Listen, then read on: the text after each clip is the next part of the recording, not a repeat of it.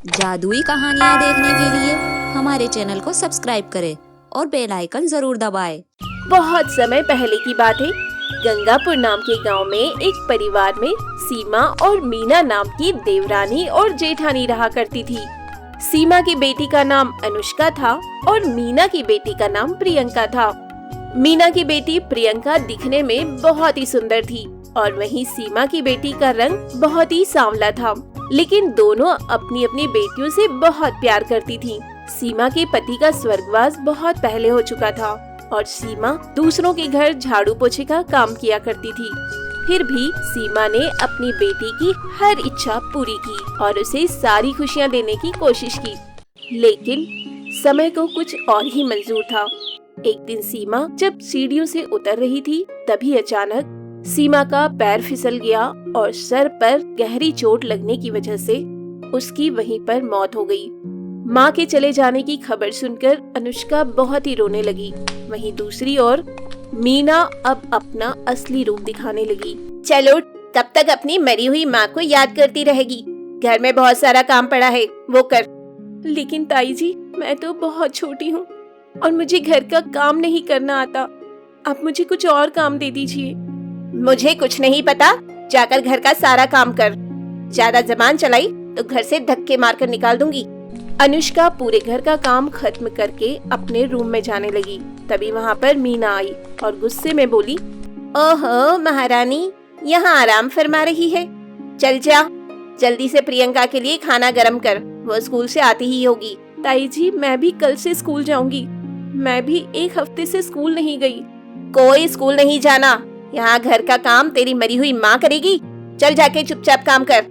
आई बड़ी स्कूल जाऊंगी। ऐसे ही दिन बीत रहे थे और मीना का अत्याचार अनुष्का पर बढ़ता ही जा रहा था और ऐसे ही कई साल बीत गए थे, जहाँ अनुष्का एक नौकरानी की तरह सारे घर का काम किया करती थी। वहीं दूसरी ओर प्रियंका अपने दोस्तों के साथ बाहर घूमा करती थी। माँ के लाड़ प्यार की वजह से प्रियंका बहुत ही जिद्दी और बदतमीज हो चुकी थी। मीना अपनी बेटी प्रियंका की हर जिद पूरी किया करती थी।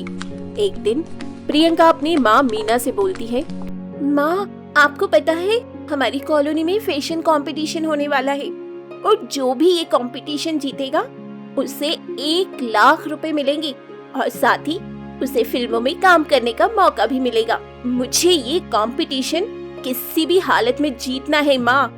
हाँ मेरी प्यारी बेटी, मुझे पता है ये कंपटीशन तो तू ही जीतेगी। इस कॉलोनी में सबसे ज्यादा सुंदर तो तू ही है। माँ, मुझे इस कंपटीशन को जीतने के लिए ब्रांडेड लहंगा और महंगे सैंडल चाहिए। मैं इस कॉलोनी में सबसे ज्यादा सुंदर दिखना चाहती हूँ। क्यों नहीं मेरी बेटी, मैं तुझे सबसे महंगा लहंगा खरीद कर दूंगी। दूर खड़ी अनुष्का उन दोनों की बातें सुन रही थी। फैशन कंपटीशन की बात सुनकर अनुष्का से रहा नहीं गया और वो मीना से बोलती है, ताई जी, मैं भी फैशन कंपटीशन में हिस्सा लेना चाहती हूँ। क्या आप मुझे सस्ता सा लहंगा दिला देंगी? अगर तू ये मनहूस सा चेहरा लेकर कंपटीशन में जाएगी तो मेरी बेटी वैसे ही हार जाएगी, इसलिए तू घर से बाहर कदम भी नहीं रखेगी, समझी? मीना की कड़वी बातें सुनकर अनुष्का अपने कमरे में चली गई और मन ही मन सोचने लगी, क्यों ना मैं अपने हाथों से एक लहंगा ही सिल लूं। मेरी माँ की लाल साड़ी रखी है, उसी साड़ी से मैं अपने लिए एक लहंगा तैयार करूंगी। ऐसा सोचकर अनुष्का ने अपनी माँ की पुरानी सिलाई मशीन निकालकर सिलाई करने लगी और दिन रात एक करके उसने अपने लिए सुंदर सा लहंगा तैयार कर लिया। तभी प्रियंका उसके कमरे में आ गई और इतना सुंदर लहंगा देखकर प्रियंका ईर्ष्या से जलते हुए बोली, इसका लहंगा तो मेरे लहंगे से भी ज्यादा सुंदर है।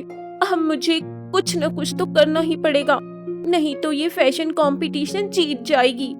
प्रियंका रात को अनुष्का के सो जाने के बाद चोरी छुपे उसके कमरे में गई और उसका लहंगा चुराकर घर के पीछे वाले मैदान में ले जाकर जला दिया। जब अगली सुबह अनुष्का उठती है तो उसने देखा कि उसका लहंगा कमरे में नहीं है। वो घबराकर लहंगे को इधर उधर ढूंढने लगी। तभी वहाँ प्रियंका आई और बोली, क्या हुआ, क्या ढूंढ रही हो? दरअसल मेरा लहंगा नहीं मिल रहा, मैंने बड़ी मुश्किल से सिलकर तैयार किया था, तुमने मेरा लहंगा कहीं देखा है क्या? अच्छा, वो लहंगा तो मैंने जला दिया। तू मेरी बराबरी करने चली थी ना, अब देखती हूँ तू कंपटीशन में कैसे हिस्सा लेती है। प्रियंका की बात सुनकर अनुष्का बहुत उदास हो जाती है और नदी किनारे जाकर रोने लगती है। अब मैं क्या करूँ? इतनी मेहनत से मैंने अपनी माँ की साड़ी से लहंगा तैयार किया था, लेकिन प्रियंका ने वो भी जला दिया। अब मैं फैशन कंपटीशन में हिस्सा नहीं ले पाऊंगी। ये कहते हुए अनुष्का जोर जोर से रोने लगी। तभी वहाँ पर एक सुंदर सी परी गुजर रही होती है। अनुष्का की आवाज सुनकर परी बोली, बेचारी बहुत दुखी लग रही है, मुझे जाकर उसकी मदद करनी चाहिए। परी को अपने सामने देखकर अनुष्का चौंक गई। कहीं मैं सपना तो नहीं देख रही? आप परी ही हो ना? हाँ, पर तुम यहाँ बैठकर रो क्यों रही हो? क्या बात है, मुझे बताओ। अनुष्का ने रोते हुए परी को सारी बात बताई, जिसे सुनकर परी ने कहा, ये तो बहुत ही बुरा हुआ, लेकिन कोई बात नहीं, मैं तुम्हें एक जादुई लहंगा देती हूँ। इस जादुई लहंगे से तुम फैशन कंपटीशन आराम से जीत पाओगी। अनुष्का परी का धन्यवाद करती है और परी वहाँ से चली जाती है। अनुष्का वो लहंगा लेकर घर चली जाती है और जैसे ही उसने वो लहंगा पहना तो वो बहुत ही ज्यादा सुंदर हो गई। तभी प्रियंका उसके कमरे में आ जाती है और अनुष्का का इतना सुंदर लहंगा देखकर वो चौंक जाती है। अरे अनुष्का, तुम इतना सुंदर लहंगा कहाँ से लेकर आई? ये लहंगा मुझे एक परी ने दिया है और ये एक जादुई लहंगा है। फिर प्रियंका सोचने लगती है, अगर मैं इस लहंगे को चुरा लूं तो अनुष्का से ज्यादा सुंदर दिखने लगूंगी और मैं ये कंपटीशन भी जीत जाऊंगी। प्रियंका ने मौका देखकर वो लहंगा चुरा लिया और अपने कमरे में ले जाकर बोली, ये देखो माँ, मैं उस अनुष्का का जादुई लहंगा चुरा कर ले आई हूँ। अब तो मैं ही जीतूंगी, वो 1,00,000 रुपए भी मेरे होंगे।